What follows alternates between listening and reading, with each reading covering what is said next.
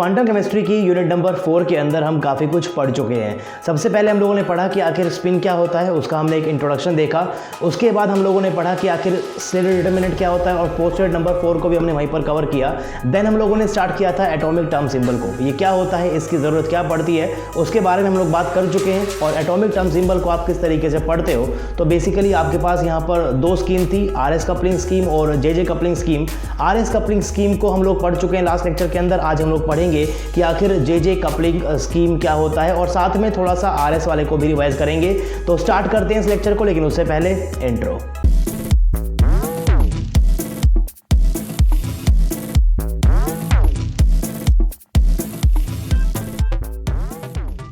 Hello guys, this is RJ and welcome to RJ academy. आपका स्वागत है RJ academy के इस यूट्यूब चैनल के ऊपर। So this is lecture number 14 of quantum chemistry unit number 4। 3 units already complete हो चुकी है और यूनिट नंबर 4 के भी काफ़ी सारे लेक्चर्स ऑलरेडी कंप्लीट हो चुके हैं। अगर आपने अभी तक वो लेक्चर्स नहीं देखे हैं तो आपको कुछ नहीं करना है। यहाँ जो ऊपर आपको आई बटन दिख रहा है, इसके ऊपर आप क्लिक कर सकते हो। जैसे ही आप इसके ऊपर क्लिक करोगे तो आपको प्लेलिस्ट सेक्शन देखने को मिल जाएगा क्वांटम केमिस्ट्री यूनिट नंबर 4 का। स्टार्टिंग से फॉलो करना, सब कुछ आपको समझ में आएगा। काफ़ी सारी बातें हम ऑलरेडी कर चुके हैं और लास्ट लेक्चर के हम लोग पढ़ रहे थे कि आखिर RS कपलिंग क्या होती है। आज हम लोग पढ़ने वाले हैं कि आखिर JJ कपलिंग क्या होती है, JJ कपलिंग की जरूरत क्यों पड़ी, है ना। हैवियर एटम्स के अंदर हम JJ कपलिंग को यूज करते हैं, है ना, और लाइटर एटम्स के अंदर हम लोग RS कपलिंग को क्यों यूज करते हैं।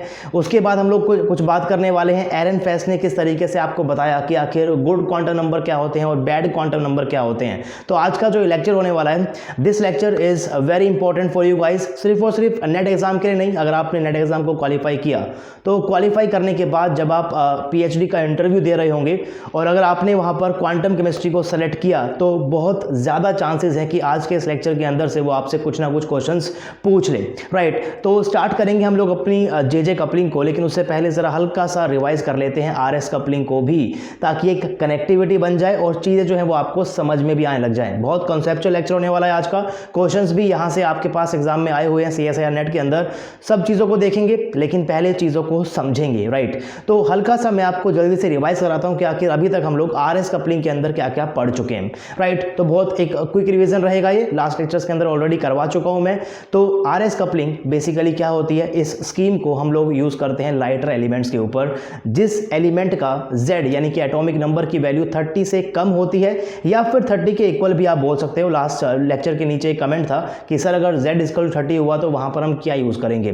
तो Z = 30 को भी हम इस RS कपलिंग वाले के अंदर ही इंक्लूड करते हैं। So if Z is less than और इक्वल 30, हम वहां पर RS कपलिंग का यूज करने वाले हैं। RS कपलिंग के अंदर आपके पास जो इलेक्ट्रॉन रिपल्शन होता है वो ज्यादा होता है, डोमिनेट करता है स्पिन ऑर्बिटल कपलिंग की वजह से, जिसकी वजह से पहले आपके पास जो इंडिविजुअल इलेक्ट्रॉन्स के स्मॉल s होते हैं वो कपल करके क्या बनाएंगे, कैपिटल S बनाएंगे। फिर जो स्मॉल l की वैल्यू होती है यानी कि L1 L2 जो आपके पास होगा वो कपल क्या बनाने वाले हैं, कैपिटल L बनाएंगे। और उसके बाद जो कैपिटल L और जो कैपिटल S है उनके बीच में कपलिंग होती है और आपके पास एक टर्म बन जाती है, जिस टर्म से आप निकालते हो टर्म सिंबल एंड देन आप लोग वहां से निकालने वाले हो अपनी माइक्रोस्टेट्स को। तो वही सब बातें हम लोगों ने लास्ट क्लास के अंदर की थी। जैसे कि मैंने आपसे वहां पर कहा था कि मल्टी इलेक्ट्रॉन के जनरली आप इसको यूज करते हो। अगर आपके पास इलेक्ट्रॉन सिर्फ एक ही हुआ तो फिर क्या यूज करोगे यार, राइट। अगर सिंगल इलेक्ट्रॉन ही आपके पास है तो वहां पर तो आपके पास सवाल ही पैदा नहीं होता टोटल ऑर्बिटल मोमेंटम का, क्योंकि वहां पर सिर्फ आपके पास स्मॉल l होगा और स्मॉल s होगा। तो वही उसका क्या होने वाला है, एंगुलर मोमेंटम, और वही उसका क्या होने वाला है, स्पिन एंगुलर मोमेंटम भी होने वाला है। दोनों को आप ऐड करोगे आपस का निकल जाएगा, टोटल एंगुलर मोमेंटम भी निकल जाएगा, राइट। तो हम वहां पर जनरली क्या कर रहे थे कि आपके पास जो स्मॉल l थे उनको हम कंबाइन करके क्या बना रहे थे, कैपिटल L बना रहे थे, और जो आपके पास स्मॉल s थे उनको भी कंबाइन करके हम क्या बना रहे थे, कैपिटल S बना रहे थे। कैसे हम कंबाइन कर रहे थे, कंबाइन करने के लिए आपने यहाँ पर गॉर्डन सीरीज का यूज किया। So capital L will vary from L1 + L2 to L1 - L2 and similarly जो कैपिटल S आपके पास था that will vary from S1 + S2 to S1 - S2, right. ये सारी बातें हमने की थी। उसके बाद मैंने आपसे कहा था कि जो कैपिटल L है और जो कैपिटल S है ये भी बाद में कपल करेंगे। और इस पर्टिकुलर स्कीम के अंदर यानी कि LS कपलिंग स्कीम के अंदर इलेक्ट्रॉन रिपल्शन डोमिनेट करता है इसका मतलब क्या होता है, इसका मतलब क्लियरली है एस एस के बीच में जो इंटरेक्शन ज़्यादा होता है देन एन एल आएगा, एंड देन आपके पास आता है स्पिन ऑर्बिट कपलिंग यानी कि एल एस, राइट। ये सब बातें हमने की थी। पहले आपके पास कैपिटल एस बनता है, कैपिटल एल बनता है, फिर एल एस की कपलिंग हो जाती है और आपके पास एक टर्म सिंबल जनरेट हो जाता है। अब एक चीज़ यहाँ से ध्यान रखने वाली ये है कि अगर आप माइक्रो स्टेट्स को कैलकुलेट करते हो, चाहे कहीं से भी कैलकुलेट करो, अगर आप उसको टर्म सिंबल से कैलकुलेट करोगे, लेट्स से कि आपके पास आपने टर्म सिंबल का यूज़ कर नंबर ऑफ माइक्रो स्टेट को निकाला और वो आपके पास एक्स निकल कर आया, राइट। और जब आप टर्म को भी यूज़ कर माइक्रो स्टेट को निकालोगे तो वो भी आपके पास एक्स ही आनी चाहिए। अगर आप डायरेक्टली इलेक्ट्रॉनिक कॉन्फ़िगरेशन से यूज़ कर इलेक्ट्रॉनिक कॉन्फ़िगरेशन का यूज़ कर अगर आप लोग निकालने वाले हो माइक्रो स्टेट्स को, तो वो आपके पास एक्स ही आनी चाहिए। इस चीज़ का प्लीज़ आप लोग ध्यान रखना। और कैसे निकालते हो आप लोग माइक्रो स्टेट्स को? From electronic configuration, term symbol, even Mulliken symbol से आप कैसे निकालते हो, उनके फॉर्मुलेज मैं आपको लास्ट लेक्चर्स के अंदर दे चुका हूं, तो आई होप कि आपने वो फॉर्मुलेज भी वहां पर देखे होंगे। तो ये कहानी थी आपके पास किसकी, आर एस कपलिंग की, जिसको आप कब यूज़ करने वाले हो, जब आपके पास जो एलिमेंट है उसका Z की वैल्यू आपकी 30 या फिर 30 से कम होगी। इसके ऊपर एक क्वेश्चन भी हमने किया था जो आपके पास एग्जाम में आया था, CSIR नेट 2012, 4 मार्क्स का आपके पास एक क्वेश्चन आया था। और एक एग्जांपल मैंने यहाँ पर लिखा हुआ है, जैसे कि अगर आपको लेट्स से कि कॉन्फ़िगरेशन में दे देता हूँ P1 D1, और जनरली आपके एग्जाम के अंदर सिर्फ 2 ही इलेक्ट्रॉन आपको गिवन होंगे, चाहे वो P2 हो, D2 हो, P1 D1 हो। इस टाइप के सिंपल सिस्टम आपके एग्जाम के अंदर आएंगे, ज़्यादा कॉम्प्लेक्स सिस्टम पढ़ने की ज़रूरत नहीं है। तो अगर आपके पास let's say P1 D1 system हुआ है ना, P1 D1 पर सिस्टम हुआ, और मैं कह रहा हूँ कि यहाँ पर लेट्स से कि आर एस कपलिंग जो है वो डोमिनेट नहीं करेगी, यानी कि स्पिन ऑर्बिट कपलिंग डोमिनेट नहीं करेगी, यानी कि आर एस कपलिंग स्कीम को आपको यूज़ करना है। तो अगर इलेक्ट्रॉन रिपल्शन यहाँ पर डोमिनेट करेगा, you are going to use R S coupling scheme, है ना। यहाँ पर स्पिन ऑर्बिट कपलिंग जो है वो डोमिनेट नहीं कर रही है, इलेक्ट्रॉन रिपल्शन डोमिनेट कर रहे हैं। तो अगर आपके पास यहाँ पर लेट्स से P1 D1 है, तो पहले यहाँ पर क्या होगा, इलेक्ट्रॉन रिपल्शन होगा, यानी कि स्मॉल s और स्मॉल s के बीच में इंटरेक्शन होगा, स्मॉल l और स्मॉल l के बीच में इंटरेक्शन होगा। पर यहाँ पर 2 इलेक्ट्रॉन है, तो इस इलेक्ट्रॉन के लिए अपनी आपके पास क्या होगी, L1 की वैल्यू, S1 की वैल्यू। इसके लिए आपके पास क्या होने वाली है, L1 की वैल्यू, S1 की वैल्यू। तो ये S1, राइट, तो मैं इसे बोल दूंगा L2, इसे बोल दूंगा S2, क्योंकि 2 इलेक्ट्रॉन है, तो this is 1 for 1 electron and 2 for second electron. तो पहले क्या होगा, यहाँ पर इस S1 और इस S2 के बीच में कपलिंग होगी और एक कैपिटल S बनेगा, है ना। इस L1 और इस L2 के बीच में कपलिंग होगी और कैपिटल L बनेगा। उसके बाद इस कैपिटल L और कैपिटल S के बीच में कपलिंग होने वाली है। यही चीज़ हम लोग यहाँ पर करेंगे, राइट। तो आपके पास जो 2 इलेक्ट्रॉन हैं, तो इसके अंदर आपके पास S1 की वैल्यू क्या, हाफ, S2 की वैल्यू क्या, हाफ। अगर दोनों अप स्पिन के अंदर है, तो मैं लेट कर लेता हूँ कि दोनों अप स्पिन के अंदर है, राइट। तो कैपिटल S क्या हो जाएगा, according to Gordan series, S1 plus S2 से S1 माइनस S2 तक, यानी कि हाफ प्लस हाफ यानी कि 1, और हाफ माइनस हाफ यानी कि 0, यानी कि 1 और 0 आपके पास क्या आ गई है, S की वैल्यू आ गई है। यानी कि P1 D1 को पहले आप 1 और 0 में ब्रेक करोगे। पहले आपके पास S इंटरेक्शन होता है, तो आपने क्या किया, इसको S = 0 के अंदर पुट कर दिया और S = 1 में पुट कर दिया। अब मल्टीप्लिसिटी कैसे निकालते हो, 2S + 1 से। ये फॉर्मूला होता है किसका आपके पास, मल्टीप्लिसिटी का। तो अगर S की वैल्यू 0 है, तो 2S + 1 में जब आप S की वैल्यू को 0 पुट करोगे, तो आपकी मल्टीप्लिसिटी क्या निकल जाएगी, यानी कि आपके पास निकल जाएगी 1, यानी कि सिंगलेट निकल जाएगी। और जब आप S की वैल्यू को यहाँ पर 1 पुट कर दोगे, आपके पास क्या निकलने वाला है, 2 × में 1 + 1 यानी कि 3, यानी कि ट्रिपलेट। तो आपने यहाँ पर सिंगलेट और ट्रिपलेट के अंदर अपने 2 एनर्जी लेवल्स बना दिए हैं, राइट। अब इसके बाद आपके पास क्या होने वाला है, अब L भी तो कपल करेंगे ना, राइट। तो आपका जो L1 है और जो L2 है, ये भी अब आपस के अंदर इंटरेक्ट करेंगे और कैपिटल L को बनाएंगे according to again Gordan series, L1 + L2 to L1 - L2, right. तो यहाँ पर आपके पास क्या है, 1, यहाँ पर आपके पास क्या है, 2। सो 1 + 2 is what, 3, and 2 - 1 is what, 1, यानी कि 3 और 1 के बीच में जितने भी इंटीजर्स होंगे सारी वैल्यू को इंक्लूड करना है। तो 3 भी है, 1 भी है, दैट मीन्स बीच में 2 भी रहा होगा। सो 3, 2, 1 आपके पास यहाँ पर आ गए हैं, राइट। तो जो ट्रिपलेट वाला है, ये भी आपको 3 कैपिटल L वैल्यू देगा, और जो आपके पास सिंगलेट वाला है, ये भी आपको 3 L की वैल्यू देगा। अब कैपिटल L की वैल्यू का मतलब क्या होता है भाई, अगर आपका L की वैल्यू 0 हो, तो आपके पास क्या हो जाएगा, S। L की वैल्यू आपके पास अगर 1 है तो P हो जाएगा, L की वैल्यू अगर 2 है तो D हो जाएगा, L की वैल्यू अगर 3 है तो आपके पास F हो जाएगा, एंड सो ऑन, जैसे आप लोग सिंपल ऑर्बिटल्स के लिए करते थे। बस यहाँ पर हम capital S, capital P, capital D और कैपिटल F का यूज़ करेंगे जब भी हम लोग टर्म को लिखेंगे, राइट। तो अब आपके पास यहाँ पर जो S = 1, यानी कि आपके पास जो ट्रिपलेट स्टेट थी, ये आपके पास ब्रेक किस में हो जाएगी, L = 3, 2 और 1 में, यानी कि एफ, डी और पी में जिसकी एल की वैल्यू ज़्यादा वो नीचे आएगा। इसके बारे में पहले हम लोग बात कर चुके हैं। और यहाँ पर भी आपके पास इनकी मल्टीप्लिसिटी आपके पास क्या हो जाएगी, यहाँ पर 3 3 एंड 3। सिमिलरली आप यहाँ पर सिंगलेट वालों को भी ब्रेक करोगे, एल की वैल्यू आपके पास यहाँ पर क्या थी, 3 थी, 2 थी और 1 थी, यानी कि पी डी एफ आपके पास यहाँ पर आ जाएंगे। और यहाँ पर इनकी जो मल्टीप्लिसिटी आपके पास वो क्या है, यहाँ पर 1 है 1 है 1 है। तो इस तरीके से मैंने इसको ब्रेक कर दिया। तो ये आपके पास क्या बन गई है, टर्म बन गई है। टर्म के बाद आप यहाँ पर जो इसके निकली है आपके पास 2s+1, राइट। यहाँ पास क्या है, 2s+1 की वैल्यू है 3, यानी कि आपके पास यहाँ पर क्या है, s की वैल्यू है 1, राइट। f के लिए आपके पास l की वैल्यू पास क्या होती है, 3 होती है। तो अब ये कैपिटल L और ये कैपिटल S भी कपल करेंगे। कैसे कपल करेंगे, ये L + S से L - S तक के लिए कपल करेंगे। 3 + 1 क्या होता है, 4, 3 - 1 आपके पास क्या होता है, 2, यानी कि 4 और 2 के बीच में जितने भी इंटीजर्स हैं सब यूज करने हैं आपको, यानी कि आप यहाँ पर बीच में आपके पास क्या आएगा, 3 भी आएगा। तो बेसिकली आपके पास जो ये 3f है ये 3 एनर्जी लेवल्स में टूट जाएगा, है ना। कैसे टूटेगा ये, 3f4, 3f3 and 3f2। Similarly आपका ये भी ब्रेक होगा, ये भी ब्रेक होगा, ये भी स्प्लिट होगा, ये भी स्प्लिट होगा, सब आपके पास स्प्लिट होंगे। लेकिन ध्यान रखना, अगर आप लोग माइक्रोस्टेट्स को निकाल रहे हो इन टर्म का यूज कर कर, अगर आप माइक्रोस्टेट निकाल रहे हो इन टर्म सिंबल का यूज करके, आपके पास क्या है, टर्म सिंबल है, और अगर आप लोग निकाल रहे हो माइक्रोस्टेट्स को इस इलेक्ट्रॉनिक कॉन्फ़िगरेशन का यूज कर कर, आपके पास वो सेम निकलनी चाहिए। निकाल कर देखिएगा, आपके पास वो सेम आएगी। यहाँ से भी 60 आने वाली है ना, यहाँ से और यहाँ से मिलाकर आपके पास क्या आने वाली है, 60 आएगी, है ना यार। और यहाँ से आपके पास क्या आने वाली है, यहाँ से भी आपके पास क्या आएगी, 60 आएगी। यहाँ से मतलब आपके पास क्या है, इन तीनों से आपके पास क्या आने वाली है, 45 आएंगी, और यहाँ से आपके पास क्या आने वाली 15 आएंगी। सो 45 + 15 विल बी 60, और यहाँ पे पास क्या आ रही है, 60 आ रही है। सिमिलरली यहाँ से आप जब आप ऐड करोगे पास क्या आने वाली है, वो 60 ही आने वाली है। इसको निकाल कर देखना, this will be your homework, कैसे आप निकालते हो माइक्रोस्टेट्स को from electronic configuration, term and term symbol. फॉर्मूले आपकी नोट्स कॉपी के अंदर लिखे हुए हैं। अब चलते हैं आज के इस लेक्चर में जो बात करने वाले थे उसके ऊपर, जे कपलिंग के ऊपर, राइट। तो जे कपलिंग हम कब यूज करेंगे, एक हिंट आपके पास है, जब भी आपके पास जे की वैल्यू 30 से बड़ी होगी तो आप वहां पर जे कपलिंग का यूज करने वाले हो।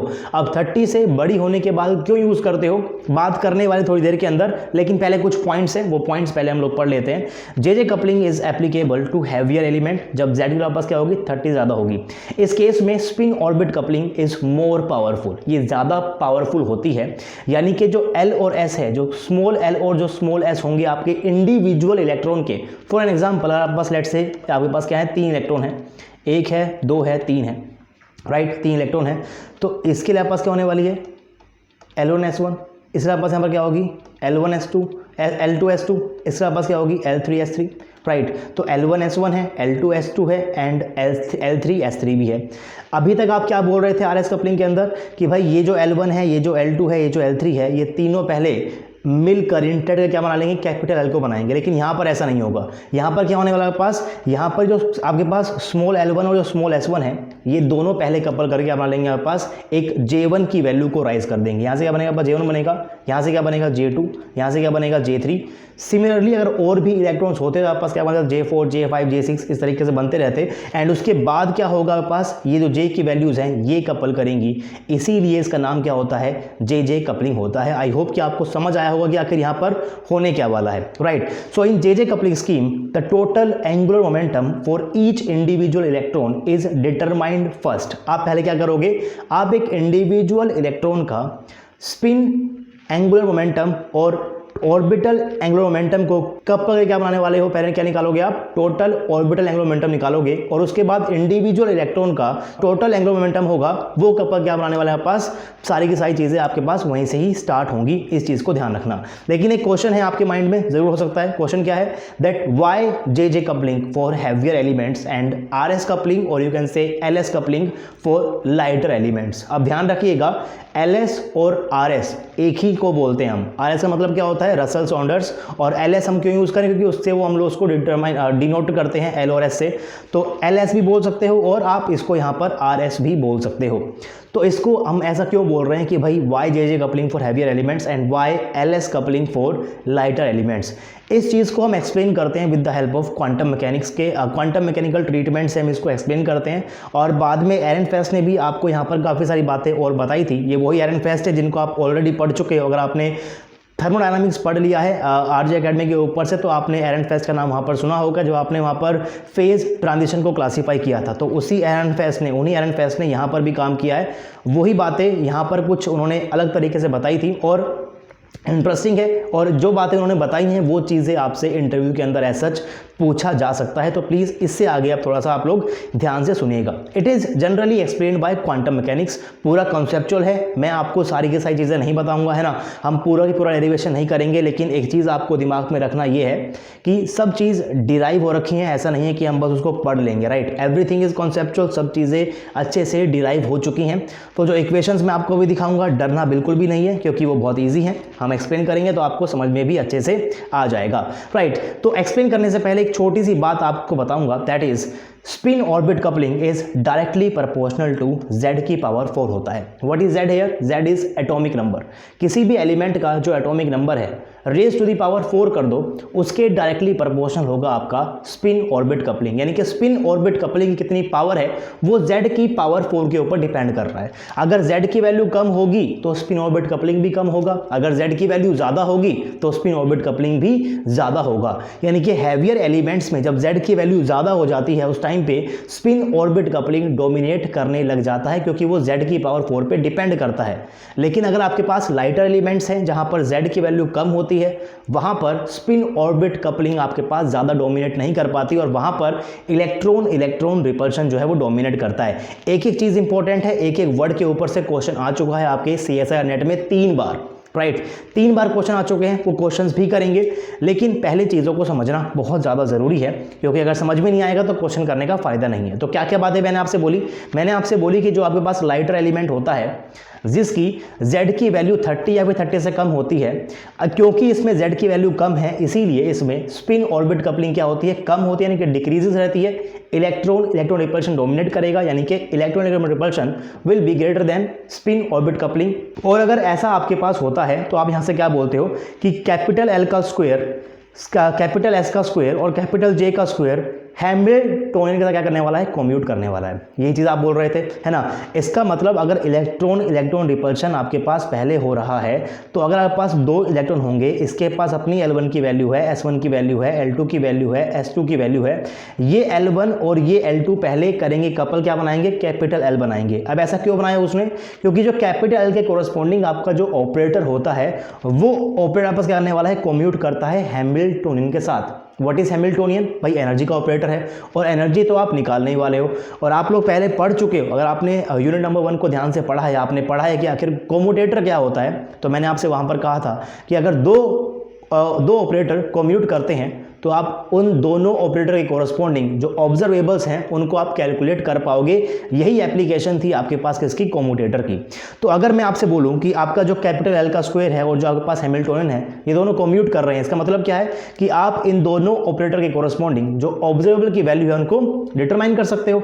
तो अगर ये कम्यूट कर रहे हैं तो आपके लिए अच्छी बात है, राइट। अगर ये कम्यूट कर रहे हैं तो आपके लिए अच्छी बात है। अगर ये कम्यूट कर रहे हैं तो आप इन दोनों ऑपरेटर के कोरस्पॉन्डिंग जो ऑब्जर्वेबल्स हैं उनको आप निकाल पाओगे। यहां से क्या निकालने वाला? यहां से निकालोगे L, यहां से आप क्या निकालने वाले? एनर्जी निकालोगे। तो एनर्जी तो आप लोग निकालते ही हो। तो ऐसा क्यों किया? ऐसा देखा गया कि जब आपके पास z की वैल्यू कम होती है उस केस में हुआ क्या कि जब मैं इस स्मॉल L1 के ऑपरेटर को, यानी कि L1 के स्क्वायर को जब मैं हैमिल्टन के साथ कम्यूट करके देख रहा था, वो कम्यूट नहीं कर रहे थे।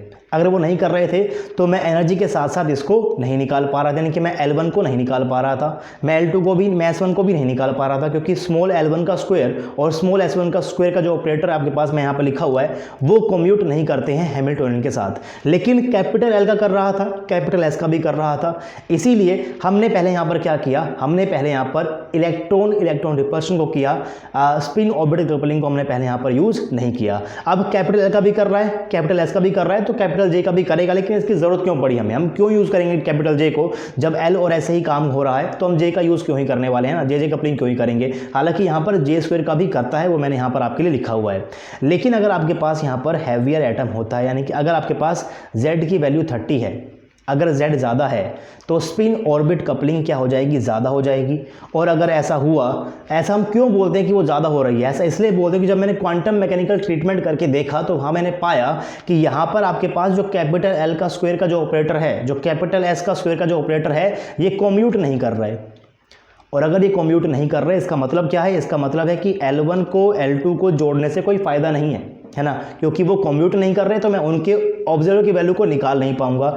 इसीलिए हम यहाँ पर क्या करते हैं, हम यहाँ पर एक नई स्कीम का यूज़ करते हैं। ऐसा नहीं होता कि स्टार्टिंग के अंदर आपके पास LS कपलिंग वाली स्कीम आई और जैसे Z की वैल्यू 30 हुई तो हमने एकदम से चेंज कर दिया। भाई Z की वैल्यू 31 के ऊपर भी आपने इसको यूज़ कर देखा होगा, लेकिन एक्सपेरिमेंटल रिजल्ट्स अच्छे नहीं आए, तो इसीलिए हमने एक नई स्कीम को इंट्रोड्यूस किया। और जब क्वांटम मैकेनिकल ट्रीटमेंट किया तो ये पाया गया कि जैसे ही Z की वैल्यू 30 होती है तो कैपिटल L² का ऑपरेटर, कैपिटल S² का ऑपरेटर कम्यूट करना बंद कर देता है हैमिल्टोनियन से। और अगर वो बंद कर रहा है, कम्यूट कर रहा है, यानी कि मैं उसके कोरस्पॉन्डिंग वैल्यू को निकाल नहीं पाऊंगा, है ना। और अगर मैं निकाल नहीं पाऊंगा तो मैं क्यों यूज़ करूंगा उसका। और ये देखा गया कि यहाँ पर जो J² का ऑपरेटर है ये कम्यूट कर रहा है। और J क्या होता है? J कैसे बनेगा आपके पास? L1 प्लस S1 से बनेगा J1, है ना। L2 प्लस S2 से आप S क्या बनेगा आपका? J2। और इस J1 और J2 जब कब यहाँ पर क्या बनने वाला है? यहाँ पर कैपिटल J बनने वाला है, राइट। तो ये चीज़ें देखी गई, उसके बाद ही आपके पास जो रिजल्ट्स हैं वो आपको बताए जाते हैं। एक्सपेरिमेंट करते हुए सारी चीज़ों को ऑब्जर्व अच्छे से किया होगा। आई होप कि आपको समझ आया होगा कि मैंने यहाँ पर क्या लिखा है। हैवी एटम के अंदर यानी कि Z की 30 के ऊपर क्या होती है? स्पिन ऑर्बिट कपलिंग डोमिनेट करती है, जिसकी वजह से आपके पास यहाँ पर JJ कपलिंग स्कीम को आप यूज़ करोगे। लेकिन जब Z की वैल्यू छोटी होती है या फिर 30 के बराबर होती है, उस टाइम पे आप RS कपलिंग का या फिर आप उसको बोल सकते हो LS कपलिंग स्कीम का आप वहाँ पर यूज़ करोगे। अब यहाँ से एक बहुत अच्छा कॉन्सेप्ट राइज होता है, that is concept of good quantum number and bad quantum number. सिर्फ मैं और आप ही अच्छे बुरे नहीं हो सकते, क्वांटम नंबर भी अच्छे या बुरे हो सकते हैं, है ना। तो अब एक गुड क्वांटम नंबर क्या है और बैड क्वांटम नंबर क्या है, अगर ये आपसे सवाल पूछा जाए इंटरव्यू के अंदर तो आपको डेफिनेशन भी उसकी आनी चाहिए, लिखी हुई है डेफिनेशन में आगे जाकर। लेकिन पहले हम समझते हैं कि क्वांटम मैकेनिक्स किन ऑपरेटर को अच्छा क्वांटम नंबर बोल रहा है और किन को गंदा क्वांटम नंबर बोल रहा है। मैं ऑपरेटर्स की बात नहीं कर रहा हूँ, बात कर रहा हूँ क्वांटम नंबर्स की, राइट। तो ज़रा ध्यान से देखिएगा कि कौन सा क्वांटम नंबर को हम गुड बोलने वाले हैं और किसको हम लोग बैड बोलने वाले हैं। अकॉर्डिंग टू क्वांटम मैकेनिक्स इस चीज़ के ऊपर 3 बार क्वेश्चंस आ चुके हैं, राइट। तो एक इंटरेस्टिंग चीज़ स्टार्ट होने वाली है। अगर आपने अभी तक वीडियो को लाइक नहीं किया तो यार वीडियो को लाइक कर देना, चैनल को सब्सक्राइब नहीं किया चैनल को सब्सक्राइब भी कर लो, ताकि चीज़ें जो हैं वो आपको अच्छे से समझ में भी आ जाए। बाकी नहीं भी करोगे तब भी समझ तो आपको आई जाएगी, right. So according to quantum mechanics if spin orbit coupling is taken as negligible, quantum mechanics ने कहा, सिर्फ कहा नहीं भाई, पूरा डेरिवेशन भी है इसका, लेकिन हम बस ऐसे बात कर रहे हैं। क्वांटम मैकेनिक्स ने आपसे कहा कि अगर स्पिन ऑर्बिट कपलिंग नेग्लिजिबल है, वो कब नेग्लिजिबल होती है? जब Z की वैल्यू कम होती है, लाइटर एलिमेंट के लिए होती है। तो मैंने लिखा भी हुआ है, in case of lighter element the operator L² S² and J² commute with Hamiltonian, वो कम्यूट करते हैं, राइट। ऐसे लिखा हुआ मैंने, वो कम्यूट करते हैं।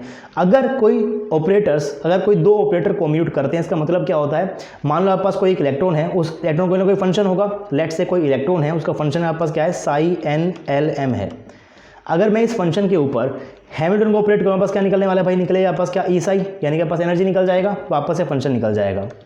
अब अगर मैं बोल रहा हूँ कि आपके पास जो हैमिल्टोनियन है ये इस L² से कर रहा है, कम्यूट कर रहा है, इसका मतलब जब मैं L² ऑपरेटर को इसके ऊपर लगाऊंगा तब मेरे पास ये भी आइगन वैल्यू इक्वेशन को सेटिस्फाई करेगा। और L² ऑपरेटर की आइगन वैल्यू आपके पास क्या होती है? That is L into L+1 into में H² इंटू में वापस निकल जाएगा ψ_n_Lm, क्योंकि मैंने यहाँ पर यूज़ किया कैपिटल L, तो यहाँ पास क्या निकला? क्योंकि आप लोग यहाँ पर भी कैपिटल L और कैपिटल L का ही यूज़ करोगे, राइट।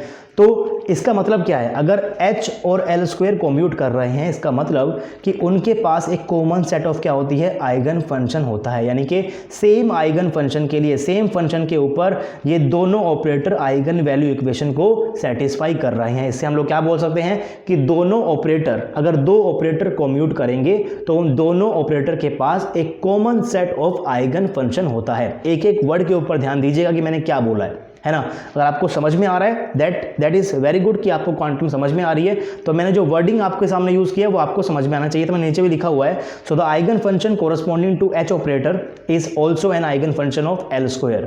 जो आइगन फंक्शन हैमिल्टोनियन के लिए था वही फंक्शन आपका एज ए आइगन फंक्शन काम करेगा L² के लिए भी, जिससे आपको क्या मिलने वाली है? एक आइगन वैल्यू मिलेगी। यहाँ से आप क्या निकालोगे? कैपिटल L को निकाल लोगे, और एक कैपिटल L यहाँ पर क्या होगा? एक क्वांटम नंबर होगा। भाई इंडिविजुअल इलेक्ट्रॉन हमने क्या यूज़ किया था? स्मॉल l का, लेकिन यहाँ पर पास क्या है? मल्टी इलेक्ट्रॉन है, तो आप यहाँ पर क्या यूज़ करने वाले हो? कैपिटल L का। सिमिलरली जो आपके पास यहाँ पर S² ऑपरेटर है, इसके कोरस्पॉन्डिंग वैल्यू क्या आने वाली है? Capital S into S+1 into में H² का स्क्वायर। सिंपल सी वैल्यू आएगी। तो वहां से आपके पास क्या क्वांटम नंबर आपके पास आ गया, एस आ जाएगा, राइट। तो जितने भी क्वांटम नंबर, सुनेगा ध्यान से, जितने भी क्वांटम नंबर आपके पास निकल कर आ रहे हैं उन ऑपरेटर से जो कम्यूट करते हैं हैमिल्टोनियन से, राइट, जो कम्यूट करते हैं हैमिल्टोनियन से, उन क्वांटम नंबर को आप लोग क्या बोलते हो, गुड क्वांटम नंबर बोलते हो। जैसे कि यहां पर आपके पास एल स्क्वायर ऑपरेटर हैमिल्टन से कर रहा है, कम्यूट कर रहा है ना, कम्यूट कर रहा है, तो एल स्क्वायर से निकलने वाला क्वांटम नंबर क्या हो जाएगा, गुड क्वांटम नंबर हो जाएगा, सिंपल सी बात है, राइट। सिमिलरली एस स्क्वायर आपके पास क्या करेगा, यहाँ पर कम्यूट कर रहा था, राइट, तो एस स्क्वायर से निकलने वाला क्वांटम नंबर यानी कि कैपिटल एस आपके पास क्या हो जाएगा, एक गुड क्वांटम नंबर हो जाएगा। वही चीज मैंने यहाँ पर लिखी हुई है, क्योंकि यहाँ पर एल स्क्वायर, एस स्क्वायर और जे स्क्वायर तीनों कम्यूट कर रहे हैं, दैट मीन्स यहाँ से निकलने वाला है एल आइगन वैल्यू, यहाँ एल क्वांटम नंबर, यहाँ से निकलेगा एस क्वांटम नंबर, यहाँ से निकलेगा जे क्वांटम नंबर, यानी कि L, S and J, these three are good quantum number in case of lighter elements, in case of lighter elements। लेकिन अगर आपका एलिमेंट हैवियर साइड में होगा, यहाँ जहां पर पास z की वैल्यू 30 से बड़ी होती है, उस केस में आप बोल चुके हो कि आपका एल स्क्वायर कम्यूट नहीं करेगा, एस स्क्वायर कम्यूट नहीं करेगा, लेकिन जे स्क्वायर करेगा, यानी कि जे स्क्वायर से निकलने वाला क्वांटम नंबर होगा अच्छा क्वांटम नंबर, और इनको यहाँ से आप लोग इनको आप लोग क्या बोल दोगे, बैड क्वांटम नंबर बोल दोगे। सिंपल चीज़ थी जो आपको समझ में आई होप आ गई होगी। बाकी मैंने यहाँ पर डेफिनेशन भी लिखी हुई है, that good quantum number associate with the operator that commutes with Hamiltonian operator. अच्छा क्वांटम नंबर उसी ऑपरेटर जुड़ा हुआ होता है जो ऑपरेटर हैमिल्टोनियन के साथ क्या करने वाला है, कम्यूट करने वाला है। आई होप सिंपल सी चीज़ है, सिंपल सी लाइन थी, आपको ये लाइन समझ में आ गई होगी। आगे चलते हैं, अब थोड़ी सी बात करते हैं एरनफेस्ट के थ्योरम की। इंटरेस्टिंग है ना, देखकर डरना नहीं है भाई। अगर आपने ये देख लिया यहाँ पर तो प्लीज़ इसको देखकर आपको बिल्कुल भी डरना नहीं है, बहुत सिंपल है ये, सब कुछ आपको समझ आएगा, बस सुनते रहिए आप, right. According to Ehrenfest theorem, if operator of observable commute with Hamiltonian for the system and the expectation value of the observable does not change with time, then it is called constant motion and the expectation value is called conserved, right. अब इस word का मतलब क्या है conserve का, जब आप लोग बोलते हो ना किसी भी रिएक्शन के अंदर की मास कंजर्व्ड है, दैट मीन्स रिएक्शन के टाइम पे मास चेंज नहीं हो रहा, मास can neither be created nor be destroyed. उस तरीके से अगर मैं आपसे बोलूँगा कि एंगुलर मोमेंटम कंजर्व है, यानी कि एंगुलर मोमेंटम एक वेक्टर क्वांटिटी है, उसकी डायरेक्शन भी है, मैग्नीट्यूड भी है, तो अगर मैं बोल रहा हूँ कि वो कंजर्व्ड है, दैट मीन्स उसकी वैल्यू, उसका मैग्नीट्यूड बिल्कुल भी चेंज नहीं होगा मोशन के टाइम पे। इस टाइप के मोशन को हम लोग क्या बोलते हैं, कांस्टेंट मोशन बोलते हैं, जिसके कोरस्पॉन्डिंग आपके पास जो वैल्यू है वो उसका मैग्नीट्यूड आपके पास चेंज नहीं हो रहा है। दोबारा पढ़ता हूँ इस लाइन को, आपको समझ में आ जाएगी। According to Ehrenfest theorem, if operator of observable है ना, कोई भी मान लो आपके पास क्या है, कोई एक ऑब्जर्वेबल है, लेट्स से आपके पास क्या है, कोई ए आपके पास कोई ऑब्जर्वेबल है, अगर इस ए ऑब्जर्वेबल कोरस्पॉन्डिंग जो आपके पास ऑपरेटर है, लेट्स से आपके पास ऑपरेटर क्या हो जाएगा, फिर वो ए ऑपरेटर हो जाएगा। अगर ये ए ऑपरेटर आपके पास हैमिल्टन से कम्यूट कर रहा है, अगर ये इससे कम्यूट कर रहा है, राइट, इससे कम्यूट कर रहा है, पहली चीज। दूसरी चीज कि इस ऑपरेटर के कोरस्पॉन्डिंग जो एक्सपेक्टेशन वैल्यू है, that will be what, that will B ये, है ना, हम लोग पढ़ चुके हैं, कहाँ पढ़ा हमने इसको, पोस्टेड नंबर 4 के अंदर। कैसे निकालते हैं, फॉर्मूला को पता है, राइट। तो ये एक ऑपरेटर है जिसके कोरस्पॉन्डिंग आपके पास कोई ऑब्जर्वेबल है, लेकिन ये ऑपरेटर आपके पास कम्यूट कर रहा है हैमिल्टोनियन से, और इसकी जो एक्सपेक्टेशन वैल्यू है ये, राइट, और जो एक्सपेक्टेशन आपके पास यहाँ पर ये है, ये आपके पास टाइम के साथ चेंज नहीं हो रही, यानी कि d/dt of expectation value of a is equal to 0, वो टाइम के साथ चेंज नहीं हो रही है, पहली चीज। दूसरी चीज, उस ऑपरेटर को आप कम्यूट भी कह रहे हो हैमिल्टोनियन के साथ, राइट। ये दो चीज़ आप बोल रहे हो। अब हम पढ़ते हैं इक्वेशन कि आखिर एरनफेस्ट की इक्वेशन क्या है थ्योरम की, फिर आपको सब कुछ समझ में आ जाएगा। तो एक प्यारी सी सिंपल सी इक्वेशन जो आपको बहुत मुश्किल लग रही होगी, that is d/dt of expectation value of a is equal to 1/i cut, है ना। यहाँ पर बस क्या है, वैल्यू है expectation value of commutator of operator into में हैमिल्टोनियन का ऑपरेटर, प्लस का expectation value of del A operator by del T की वैल्यू, राइट। तो इस चीज़ में और इस चीज़ में डिफरेंस समझो पहले। तो ये आपके पास d/dt है ऑफ एक्सपेक्टेशन वैल्यू ऑफ ए, ये आपके पास क्या है, डेल बाय डेल टी है वो ऑपरेटर ए, दोनों में डिफरेंस है, प्लीज़ इसको समझ लेना ध्यान से। ये क्या है आपके पास, एक्सपेक्टेशन वैल्यू का चेंज चेक कर रहे हो टाइम के साथ, and this is what, this is del A by del T, यानी कि आपके ऑपरेटर के अंदर अगर टाइम का फंक्शन है तो आपको उसको टाइम के साथ डिफरेंशिएट करना पड़ेगा। अब जितने भी फंक्शंस आप, जितने भी ऑपरेटर आप पढ़ने वाले हो क्वांटम केमिस्ट्री के अंदर, आप जो पढ़ने वाले हो उसके अंदर टाइम का कहीं पर भी कोई रोल नहीं होता, यानी कि इस ऑपरेटर के अंदर कहीं पर भी टाइम का जिक्र नहीं होगा। अगर जिक्र नहीं होगा और मैं उसको डिफरेंशिएट करूंगा टाइम के साथ तो वो जीरो निकलने वाला है, यानी कि ये चीज़ तो आपके पास क्या आ गई है, जीरो निकल कर आ गई है, राइट। आपने अभी अभी कहा अकॉर्डिंग टू एरनफेस्ट, आप जो ऑपरेटर लेकर चल रहे हो किसी भी ऑब्जर्वर कोरस्पॉन्डिंग, वो कम्यूट कर रहा है हैमिल्टोनियन से। अगर वो कम्यूट करेगा हैमिल्टोनियन से, अगर ये ऑपरेटर कम्यूट करेगा हैमिल्टोनियन के साथ, तो आपके पास क्या हो जाएगी, ये भी जीरो हो जाएगा। तो ये भी लड्डू पूरा क्या बन जाएगा, जीरो। अगर ये पूरा जीरो बन गया, that means D by D T of expectation value of A क्या बन गया, जीरो। इसका मतलब क्या, इसका मतलब change in expectation value of A क्या, जीरो, यानी कि आपके पास एक्सपेक्टेशन वैल्यू ऑफ ए पास क्या आ गई, कांस्टेंट आ गई। और इस टाइप का हम लोग क्या बोलते हैं, कांस्टेंट मोशन बोलते हैं। समझिएगा ध्यान से इस बात को कि आपके पास कोई इलेक्ट्रॉन है जो लगातार मोशन में है, लेकिन वो मोशन के अंदर होते हुए भी एक आपके पास एक ऐसी एक्सपेक्टेशन वैल्यू है, लेट्स से कि आपके पास वो क्या है, एंगुलर मोमेंटम की वैल्यू मान लो आप उसको, राइट। तो आपके पास क्या है, टोटल एंगुलर मोमेंटम आपके पास है जो कि आपके पास क्या है, कंजर्व्ड है, जो कि आपके पास चेंज नहीं हो रहा मोशन के टाइम पे। इलेक्ट्रॉन मोशन के अंदर है, लेकिन जो उसकी वैल्यू है वो आपके पास बिल्कुल भी चेंज नहीं हो रही है। इसे हम लोग क्या बोलते हैं कि आपके पास वो चीज़ क्या है, कंजर्व्ड है, right. So expectation value of A अगर आपके पास टाइम के साथ चेंज नहीं हो रही है, तो इस टाइप के ऑब्जर्वर आप लोग क्या बोलने वाले हो, कांस्टेंट मोशन भी बोल सकते हो आप लोग, इसको क्या बोलते हो, कंजर्व्ड भी बोलते हो। तो अगर मैं बात करूं लाइटर एलिमेंट्स की, जिसके अंदर Z की वैल्यू 30 या फिर 30 से कम होती है, उस केस में आपने कहा कि L स्क्वायर का ऑपरेटर भी है ना, आपने कहा कि S स्क्वायर का ऑपरेटर भी, और आपने कहा कि J स्क्वायर का ऑपरेटर भी, तीनों के ऑपरेटर्स जो हैं वो कम्यूट करते हैं हैमिल्टन के साथ। यानी कि आपके पास जो ये वाला पार्ट था वो जीरो रहेगा in case of L square operator भी, एस स्क्वायर ऑपरेटर भी और जे स्क्वायर ऑपरेटर भी। तीनों ही केस के अंदर आपके पास ये वाला पार्ट क्या रहने वाला है भाई, जीरो हो जाएगा, राइट। और इन तीनों ऑपरेटर के कोरस्पॉन्डिंग आपके पास जो वैल्यू आएगा, यहाँ से क्या निकलने वाला, यहाँ से निकला आपके पास एल निकलेगा, यहाँ से पास क्या निकलेगा, एस निकलेगा, यहाँ से निकलेगा जे निकलेगा। ये चीज़ें आपके यहाँ से निकलती हैं, राइट। तो ये जीरो रहेगी, ये तो जीरो आपके पास होता ही है। यानी कि इन केस के अंदर आप इस एल को और एस को और जे को, तीनों को आप लोग क्या बोल सकते हो कि आपके पास क्या है, कांस्टेंट मोशन के अंदर, कि आपके पास एल की वैल्यू, कैपिटल एल की वैल्यू भी चेंज नहीं हो रही है, कैपिटल एस की वैल्यू भी चेंज नहीं हो रही है, और कैपिटल जे की वैल्यू भी चेंज नहीं हो रही है। ये कांस्टेंट मोशन के अंदर है और इनकी वैल्यू क्या है, कंजर्व्ड है। लेकिन अगर आपके पास हैवियर एलिमेंट बन जाते हैं, तो हैवियर एलिमेंट में आपके पास एल स्क्वायर का ऑपरेटर हैमिल्टोनियन से कम्यूट नहीं करेगा, एस स्क्वायर का भी नहीं करेगा, यानी कि यहाँ से बनने वाले जो आपके पास निकलेंगे ऑब्जर्वेबल्स, यानी कि एल और एस की वैल्यू जो निकलेगी, इसे आप अब कांस्टेंट मोशन नहीं बोलोगे, इनकी वैल्यू अब कंजर्व्ड नहीं रहने वाली। लेकिन यस, जे आपके पास क्या रह जाएगा, कंजर्व्ड रहेगा, और आप इसको कांस्टेंट मोशन भी बोल सकते हो। इन स्टेटमेंट के ऊपर से आपके पास 3 बार नेट एग्जाम के अंदर क्वेश्चंस आ चुके हैं, जो क्वेश्चन हम लोग करने वाले हैं नेक्स्ट क्लास में। अभी उसको नहीं करेंगे, क्योंकि अभी आपके साथ मैं एक फॉर्मूला डिस्कस करने वाला हूँ, कुछ फॉर्मूले आपको दिखाता हूँ और भी, जहाँ से आपके पास क्वेश्चंस एग्जाम में आ सकते हैं, गेट के अंदर आ चुके हैं और नेट के अंदर आपके पास वो क्वेश्चन आ सकते हैं। आई होप कि आप ये सारी बातें समझ गए होंगे कि लाइटर एलिमेंट के पास क्या हो जाएगा, एल एस और जे क्या रहेगा, कंजर्व्ड, और यू कैन से इन कांस्टेंट मोशन, और हैवी एलिमेंट बस क्या हो जाएगा, जे रहेगा कंजर्व्ड, और यू कैन से इन कांस्टेंट मोशन। ये सारी बातें मैंने यहाँ पर आपके सामने अभी लिखी भी हुई है। For lighter elements when spin orbit coupling is negligible, L और एस क्या रहते हैं, कांस्टेंट मोशन के अंदर रहते हैं, और अगर एल और एस ही कांस्टेंट मोशन के अंदर है तो जे को निकालने की जरूरत नहीं पड़ती है, उसको हम निकाल कर देखते ही नहीं है। हालांकि जे भी यहाँ पर क्या रहेगा, कांस्टेंट मोशन के अंदर रहेगा।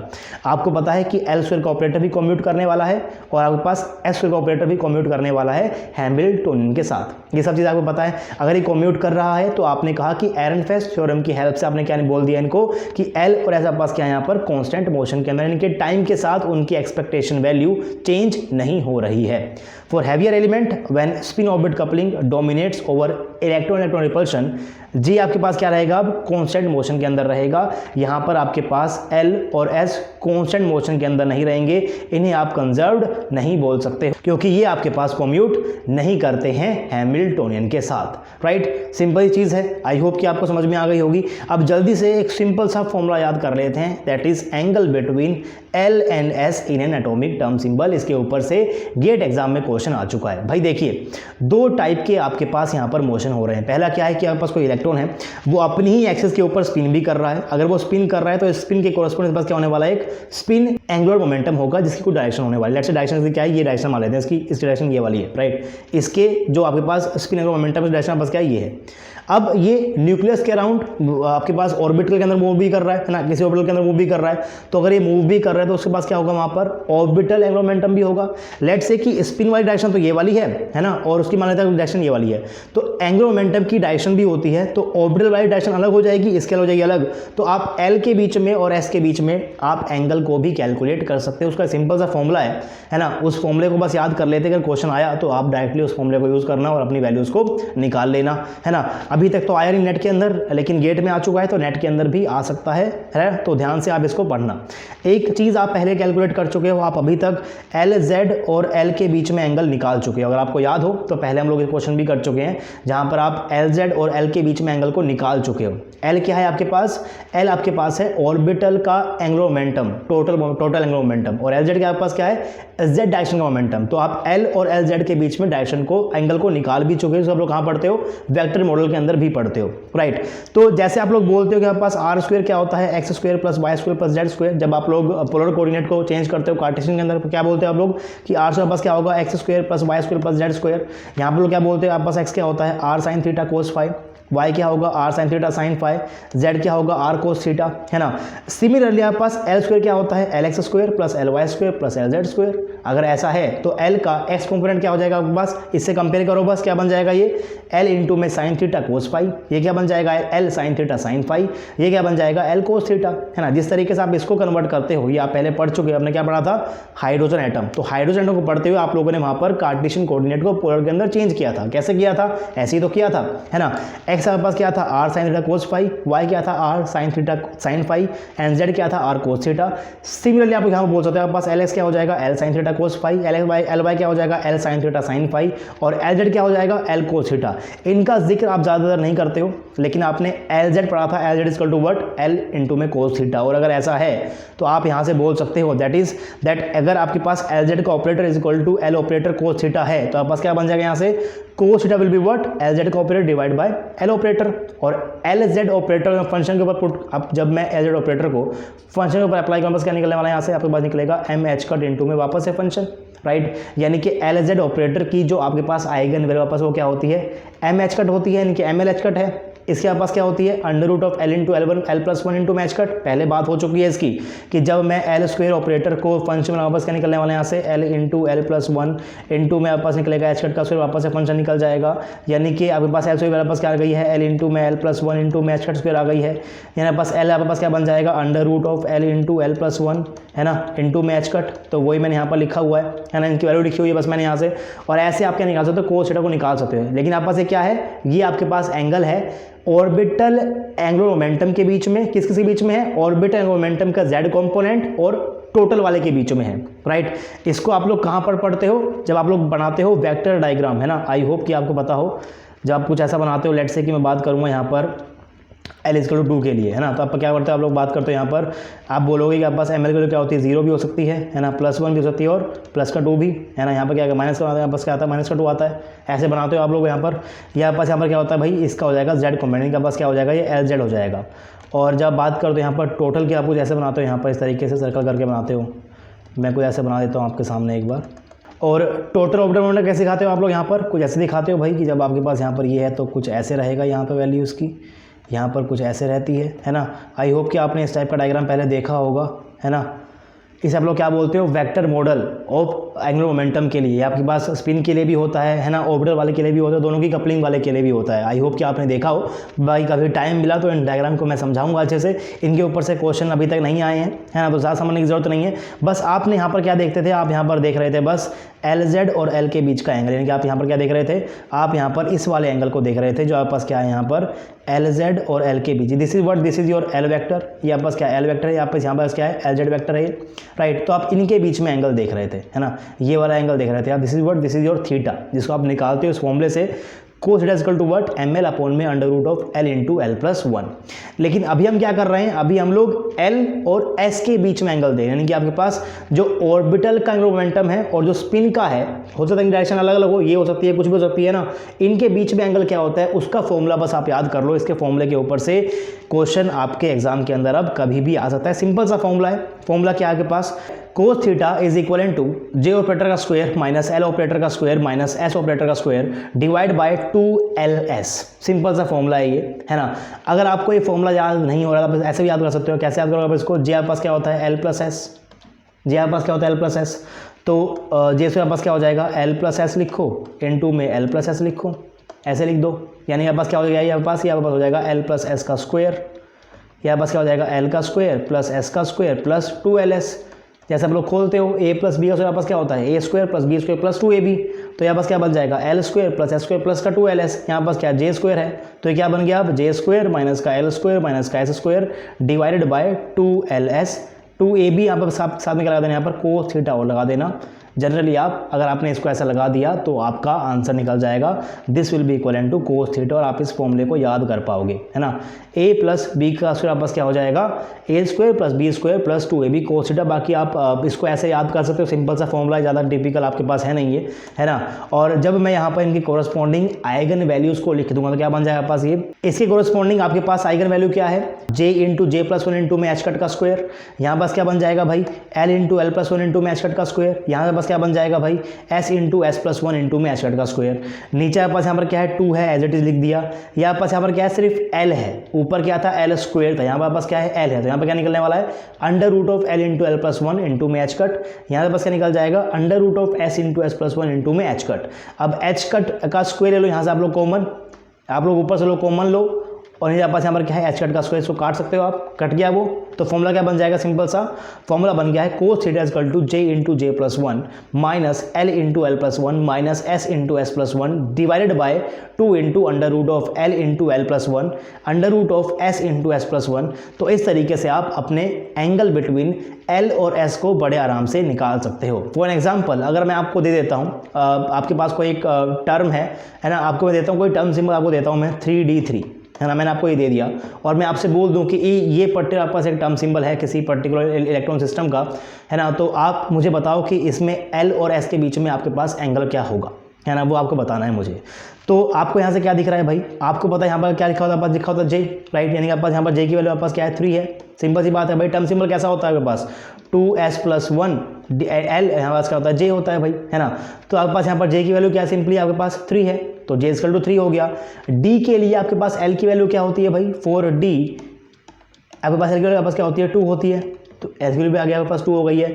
और यहाँ पर क्या गिवन आपको गिवन है 3, यानी कि आपको गिवन है 2S+1 इक्वल टू 3, यहाँ पर S का पास क्या है, यहाँ पर S की वैल्यू 1 है, तो भाई S की वैल्यू 1 आ गई है, J की वैल्यू 3 आ गई है और L की वैल्यू 2 आ गई है। बस वैल्यूज़ को पुट कर दो और एंगल बिटवीन L और S को आप निकाल लोगे। तो कितना फ़ायदा है एटॉमिक टर्म सिंबल का, आई होप कि आपको समझ में आ रहा होगा कि आप एटॉमिक टर्म सिंबल से आखिर क्या क्या कैलकुलेट कर रहे हो। अगर आपके पास सिर्फ और सिर्फ इलेक्ट्रॉनिक कॉन्फ़िगरेशन होती तो वहाँ से आप सिर्फ और सिर्फ N के बारे में और L के बारे में बता पा रहे थे, सिर्फ और सिर्फ शेप और साइज़ के बारे में बता पा रहे थे। लेकिन अगर जैसे ही आपने यहाँ पर एटॉमिक टर्म सिंबल को इंट्रोड्यूस किया तो एटॉमिक टर्म सिंबल से ना सिर्फ आप मैग्नेटिक प्रॉपर्टीज़ को, स्पेक्ट्रल प्रॉपर्टीज़ को एक्सप्लेन करोगे, बल्कि आप ऑर्बिटल एंगुलर मोमेंटम और स्पिन एंगुलर मोमेंटम के बीच का एंगल भी निकाल पा रहे हो, है ना। काफ़ी चीज़ें आप यहाँ से निकाल पा रहे हो। आई होप कि आपको बस चीज़ें जो है वो समझ में भी आ रही हो, आप उनको विजुअलाइज भी कर पा रहे हो। अगर आपको समझ में आ रहा है तो प्लीज़ मुझे कमेंट बॉक्स में ज़रूर बताना कि आपको लेक्चर कैसा लग रहा है। साथ में जो चीज़ आपने भी पढ़ी है एटॉमिक टर्म सिंबल, ये आपको हेल्प करेगी कोऑर्डिनेशन केमिस्ट्री के अंदर जो आपको पढ़ाऊंगा वहाँ पर, है ना, CFT, तो वहाँ पर ज़रूरत पड़ने वाली है, हमें वहाँ पर निकालते हैं मैग्नेटिक मोमेंट, है ना। जनरली आपने फॉर्मूला देखा होगा मैग्नेटिक मोमेंट का, है ना, 2 इंटू में S इंटू में S+1 का अंडर रूट, आप जनरली ये वाला फॉर्मूला देखते हो, सिंपल सा फॉर्मूला होता है ये। लेकिन ये फॉर्मूला आपस किस चीज़ के लिए होता है? सिर्फ और सिर्फ स्पिन ओनली मैग्नेटिक मोमेंट के लिए होता है। अगर आपको टोटल मैग्नेटिक मोमेंट निकालना है तो उस केस में आप जो फॉर्मूला यूज करते हो, that formula is what? GJ under root of J into J plus one. काफ़ी सारे बच्चों को पता होगा जिन लोगों ने कोऑर्डिनेशन केमिस्ट्री ऑलरेडी पढ़ लिया। बाकी टेंशन मत लो, जल्दी हम लोग उसको स्टार्ट करने वाले हैं, कंप्लीट भी करेंगे। तो वहां पर आपके पास म्यू क्या होता है? GJ into under root of J plus J into J plus one. तो यहाँ पर जो जीजे होता है ना, इसे हम लोग क्या बोलते हैं? लैंडे जी फैक्टर बोलते हैं, या फिर आपसे बोल सकते हो जी फैक्टर भी। तो atomic term symbol also help in coordination chemistry while calculating Landé ji factor और जी फैक्टर। तो ऐसा कुछ नहीं होता कि भाई फिजिकल केमिस्ट्री अलग है, इनऑर्गेनिक अलग है। मैं जनरली आपको जो पढ़ा रहा हूँ यहाँ पर, हम जनरली एक टॉपिक से दूसरे टॉपिक के अंदर घुस भी रहे हैं, बार बार वहाँ से वापस भी आ जा रहे हैं। एरन फेस्ट का पहले यूज़ कर चुके हैं थर्मोडायनामिक्स के अंदर, आज यहाँ भी बात की हम लोगों ने उनकी। हम यहाँ पर बात कर रहे हैं किस चीज़ की? अभी जीजे की बात कर रहे हैं। और जीजे को कैलकुलेट करने के लिए आप जाओगे कहाँ पर? कोऑर्डिनेशन केमिस्ट्री के अंदर भी टर्म सिंबल को हम वहाँ भी पढ़ेंगे और टर्म सिंबल को हम यहाँ भी पढ़ रहे हैं। तो हर एक चीज़ हम लोग हर जगह पढ़ते हैं, सब क्या है? सिर्फ और सिर्फ केमिस्ट्री है। बस आपको चीज़ों को समझना है, कनेक्ट करना है। अगर आपको चीज़ें अच्छी लग रही हैं तो एक लाइक प्लीज़ वीडियो के नीचे दे देना यार, और कोई ना कोई कमेंट आप जरूर छोड़कर जाना। और साथ में मैंने यहाँ पर लिखे हुए कुछ फॉर्मूले चीज़ों कैलकुलेट करने के, अलग अलग बुक में आपने अलग अलग फॉर्मूले देखे होंगे। That what is your GJ? GJ is basically equal to what? 1 plus J into J plus one minus L into L plus one plus S into S plus one divide by 2j into J plus one. आपको ये वाली form भी मिल सकती है, आपको ये वाली form भी मिल सकती है, और ये भी मिल सकती है। कुछ नहीं किया, बस यहाँ पर मैंने एलसीएम लिया है उसका। तो क्या बन जाएगा ये? 2j into J plus one plus का J into J plus one, that will be what? That will be 3j into J plus one. और उसके बाद मैंने इन दोनों फैक्टर को लिख दिया अलग से। दैट यहाँ पर क्या बन जाएगा? यहाँ पर ये बन जाएगा 3/2 plus S into S plus one minus L into L plus one divide by 2j into J plus one, right. तो आज हम लोगों ने क्वेश्चंस नहीं किए, आज मैंने आपको सिर्फ एक कॉन्सेप्ट सिखाए हैं। आई होप कि आपको सारी की सारी बातें समझ में आ गई होंगी। और ध्यान दीजिएगा, है ना, एक चीज़ मैंने आपको बताई थी यहाँ पर, that is vector model of angular momentum, है ना। अगर आपको चाहिए ये तो मैं इसके ऊपर लेक्चर बना दूंगा भाई, प्लीज़ कमेंट करना। बाकी आप अगर इसको गूगल के ऊपर जाकर लिखोगे तो आपको यहाँ पर मॉडल मिल जाएगा। ये इसको स्टडी करना, समझ में आपको आएगा कि आखिर एल की डायरेक्शन कहाँ कहाँ होती है, एस की कहाँ पर होती है, एल और एस के बीच के कौन से एंगल की मैं बात कर रहा हूँ। एल वेक्टर है, एस वेक्टर, तो आपको क्या करना पड़ता है? उनका वेक्टर एडिशन। जैसे कि मान लो अगर एल यहाँ पर है, मान लो आपके पास एल यहाँ पर है, एस आपके पास यहाँ पर है, तो किसको कैसे आप लोग ऐड करते हो? इसको आप ऐसे ऐड करोगे कि जब एक वेक्टर खत्म हो रहा है तो दूसरे वेक्टर को आप इसके टेल से स्टार्ट करते हो ऐसे। आप मैं इसको बनाता हूँ यहाँ पर, यह पास बन जाएगा यहाँ पर एस, और उसके बाद मैं क्या करते हो? इनको ट्राइंगल रूल से इनको ऐसे ऐड करते हो। So this will be your J, है ना। तो वेक्टर एडिशन यहाँ पर हम लोग यूज़ करते हैं। तो एक बार आप please vector model of angular momentum को पढ़ लेना, ऑर्बिटल वाला भी, स्पिन वाला भी, दोनों को मिलाकर भी। तो चीज़ें जो है वो आपकी और भी ज़्यादा क्लियर हो जाएंगी। आई होप कि आपको लेक्चर पसंद आया होगा भाई। लेक्चर पसंद आया है तो वीडियो को लाइक ज़रूर करना है, चैनल के ऊपर नए हो तो सब्सक्राइब कर देना, और सब्सक्राइब करते हुए बेल आइकन को आपको ज़रूर प्रेस करना है। अगर आपको हमारा काम अच्छा लगता है तो आप आरजे एकेडमी की फाइनेंशियली हेल्प भी कर सकते हो। आप हमें गूगल पे कर सकते हो, फोन पे से हमें पेटीएम कर सकते हो। नंबर आपके स्क्रीन के ऊपर है 9053519385। Any support is highly appreciable guys. आपसे मिलेंगे हम नेक्स्ट वीडियो में, तब तक के लिए पढ़ते रहिए, पढ़ाते रहिए, खुश रहिए। Thank you so much.